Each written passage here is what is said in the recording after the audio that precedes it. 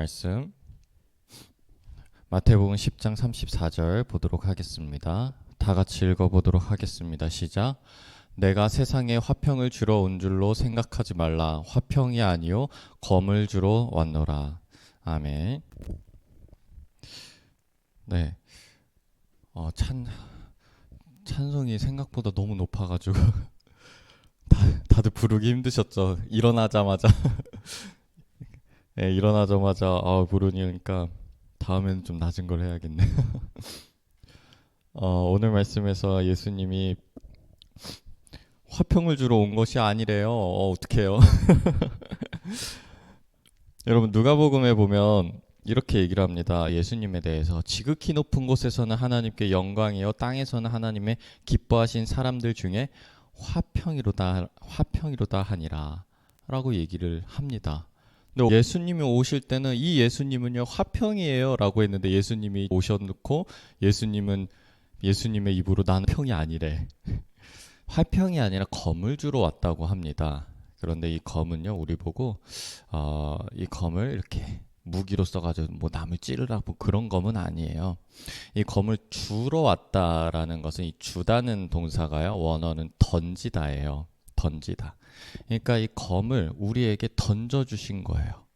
여러분들 짠한 호숫가에 돌을 한번 던졌다고 생각을 해보세요. 그러면 막 물결이 치게 됩니다. 여러분들 우리 물결 치는 것을 보고 우리는 그 물이 잔잔하다고 생각하진 않아요. 돌이 던져지기 전에는 우리 그 물이 어때요? 잔잔하다고 여겨지게 됩니다. 우리의 눈으로 봤을 때는 호수가 잔잔한 것이 더 좋고 잔잔한 것이 더 이뻐요. 그런데 예수님의 눈에서는 그게 아니라는 거예요. 왜냐? 자, 여러분들 흙탕물을 한번 생각을 해보세요. 흙탕물이 잔잔하다고 해서 여러분들 그 물이 깨끗한 것입니까? 그렇지는 않은 거예요. 흙탕물이 잔잔하고 아무리 이쁜 컵에 들어가 있다고 해서 흙탕물은 흙탕물인 거예요. 예수님이 보시기엔 이 세상이 그런 거예요.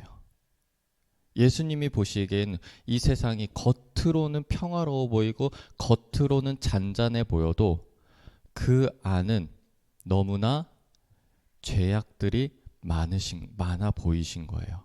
그렇기 때문에 예수님은 그 흙탕물에 검을 던지신 거예요. 그러면 그곳에 물결이 치게 되는 것이죠. 그럼 우리는 그것을 보고 물결치기 전이 오히려 화평이었다라고 생각을 하게 돼요. 오히려 그것이 동요가 없어서 움직임이 없어서 평안해서 싸움이 없어서 더 좋았다라고 생각을 하지만 흙탕물일 뿐인 거예요. 그 뒤에 이렇게 얘기를 합니다. 내가 온 것은 사람이 그 아버지와 딸이 어머니와 며느리가 시어머니와 불화하게 하려 함이니 라고 얘기를 해요. 그러면 이 흙탕물이 뭐고 예수님께서 던지신 이 검이 무엇일까? 그럼 이 움직임들 그리고 흔들림들 이 동요들이 도대체 무엇일까? 제가 예를 들어 볼게요. 너무나 화목한 집안이 있었어요. 우리가 보기엔 너무나 화목해. 그런데 그 집안은 어떤 집안이냐면 예수님을 안 믿는 집안인 거예요. 그리고 명절 때마다 제사를 지내요. 자, 이런 집안에 며느리가 딱 들어왔어요. 교회 다니는 며느리가 들어왔어요.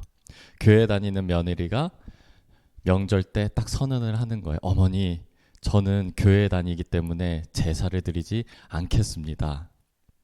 네.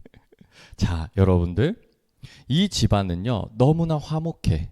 이 집안은 너무나 평화로워요. 서로 사랑하고 서로 기쁨으로 지내요. 우리가 보기에는 그게 이상적인 가정이고 우리가 보기엔 그게 너무나 평화로운 가정인데 왜 굳이 저 며느리는 여기에 들어와서 이곳에 검을 던져놓고 이 파동을 일으킬까? 잔잔한 호숫가에 왜 커다란 돌이 딱 떨어져가지고 파도를 일으킬까라고 생각을 하게 되는 거죠. 그게 우리의 세상에 바라보는 시선인 거예요.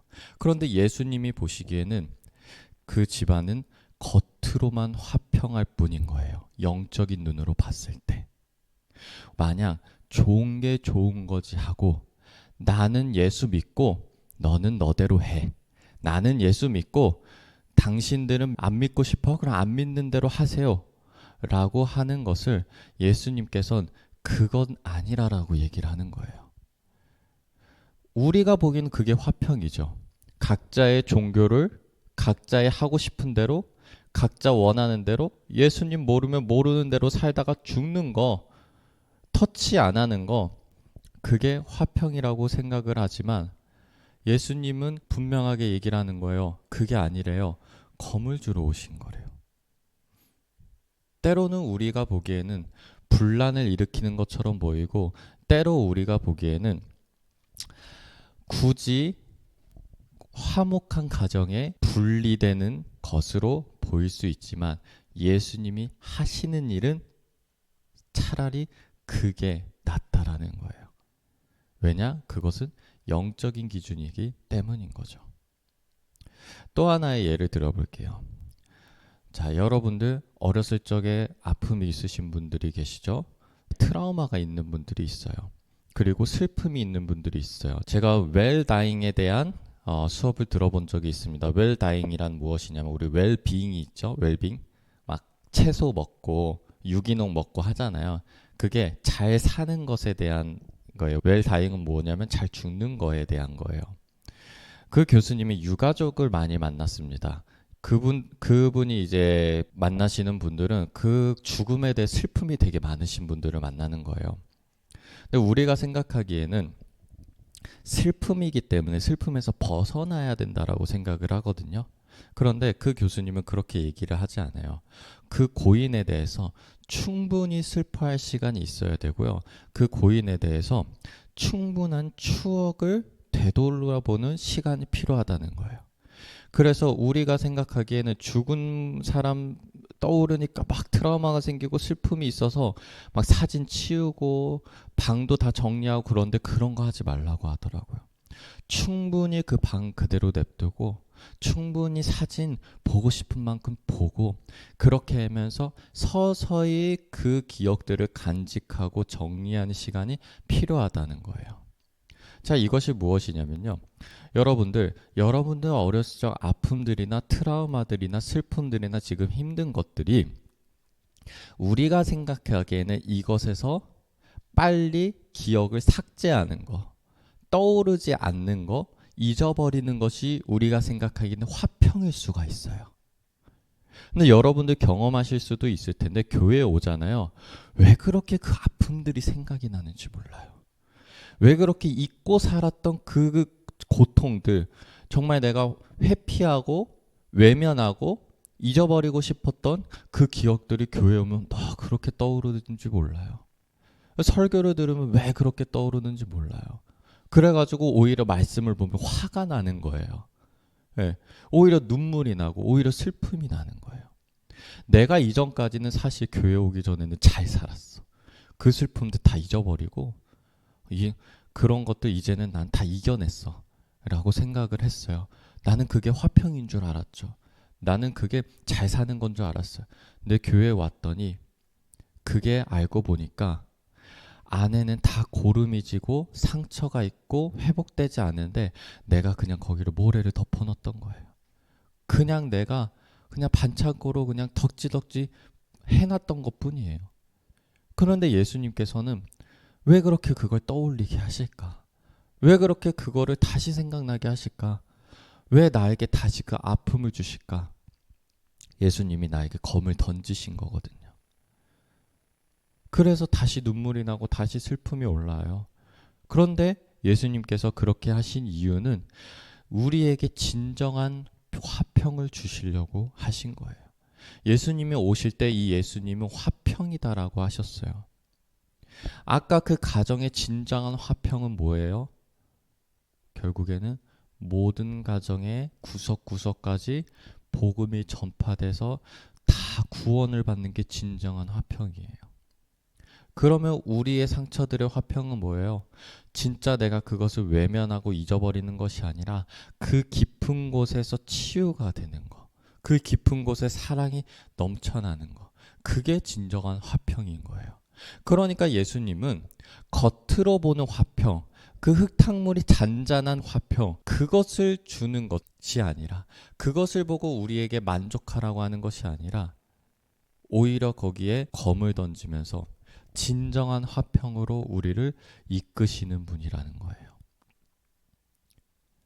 때로는 예수님께서 하시는 일이 여러분들 그것이 조금은 마음이 불편할 수 있어요. 조금은 여러분들 꺼리낌이 있을 수 있어요. 그런데 우리는 신뢰해야 될 것은 예수님은 우리에게 진정한 화평을 주신다. 진정한 화평. 그렇기 때문에 우리는 그 말씀에 한번 순종해보는 거예요. 제가 저희 누나에 대한 간증을 여러 번 했었잖아요. 저하고 누나의 관계가 겉으로 보기엔 정말로 화평으로 보이죠. 전에도 처음 태어났을 때부터 지금까지도 계속해서 겉으로 보기에는 화평만 있었어요. 그런데 속은 아니었어요. 제가 여러 번 간증했지만 그 한 지점 그 전까지는 그 겉은 썩어가고 있었어요. 그런데 지금은 화평이에요. 진정한 화평이에요. 이만한 행복이 없어요. 정말 그 가족 안에서 그 남매가 그 가족 안의 사랑 안에서 서로 사랑하고 서로 기쁨이 되어주고 서로 힘이 되어주고 서로를 재밌게 하고 웃기게 하고 너무나 행복한 그 화평이에요. 그런데 그 사이에 예수님이 검을 던지신 적이 있었어요. 정말 끔찍하게 싸워가지고 이제 저 사람이랑은 내가 관계를 끊겠다 할 때가 있었어요. 그런데 그때 예수님이 검을 던지신 거죠. 저는 그걸 어떻게 받아들였냐면 말씀의 순종으로 받아들였던 거예요. 내가 먼저 미안하다고 얘기를 해야겠다. 그 뒤로부터는 서로가 서로에 대해서 너무 사랑이 넘치게 된 거예요. 그 한 번의 순종으로. 여러분들 예수님께서 우리에게 겉으로 보이는 화평이 아니라 속까지 진정한 화평을 주시려고 우리에게 검을 던지실 때가 있어요. 그게 뭐냐? 말씀을 우리에게 던지신 거예요. 여러분들 그 말씀을 우리 한번 순종해 보자고요. 제가 그 말씀에 순종했는데 정말 저의 그 작은 순종으로 얻을 수 없는 크나큰 행복이 저에게는 주어졌어요. 예수님이 하시는 게 바로 그러한 일이에요. 여러분들에게 동요를 일으키고 여러분들에게 때로는 그 아픔을 다시 상기시키는 그런 말씀들, 그런 순종의 순간들이 여러분들에게 올 때가 있어요. 그럴 때 여러분들 이것은 예수님께서 진정한 화평, 내 안에 속의 깊은 곳까지에서부터 올라오는 그 화평을 주시려고 하는구나라는 신뢰를 가지고 한번 말씀을 순종해 보시길 바랍니다. 예수님께서는 결국에는 그 검을 주신 것이 너희들 서로 싸워라, 서로 죽여라, 서로 상처를 입혀라가 아니라 이 검을 던지신 이유도 모두를 구원하기 위하심인 거예요. 그래서 그 아버지와 그 딸이 그 어머니와 며느리가 시어머니가 불화하게 하는 게 진짜로 그들끼리 서로 싸워라가 아니라 그 아버지도 구원, 딸도 구원, 어머니도 구원, 며느리도 구원, 시어머니도 구원하게 하기 위해서인 거예요. 만약 우리가 겉으로의 평화로만 안주하고 그것을 그냥 좋은 게 좋은 거지라고 넘어가는 순간 진정으로 우리는 그 안에 있는 평화, 그 화평을 누리지 못하게 됩니다. 그렇기 때문에 때로는 우리에게는 이 검이 던져졌을 때 나를 구원의 길로 이끄시는 하나의 과정이라고 우리는 믿고 그 말씀을 순종하는 게 필요합니다. 기도하겠습니다. 하나님 아버지, 주님이 주시는 그 화평을 우리 누리고자 합니다. 그 평화를 누리고자 합니다. 주님께서는 우리에게 검을 던져주셨습니다. 주님, 우리가 그 안에서 파동이 있을지라도, 파도가 우리에게 몰아칠지라도 그것을 우리가 예전에 평화가 좋았지, 예전에 잔잔함이 좋았지라고 여겨지는 것이 아니라 정말 그 말씀에 순종함으로써 그 씨름에 동참하는 것으로써 예수님께서 주시는 진정한 평화를 얻게 하여 주시옵소서. 그 진정한 화평이 무엇인지 알게 하여 주시옵소서. 예수 그리스도 이름으로 기도하였습니다. 아멘.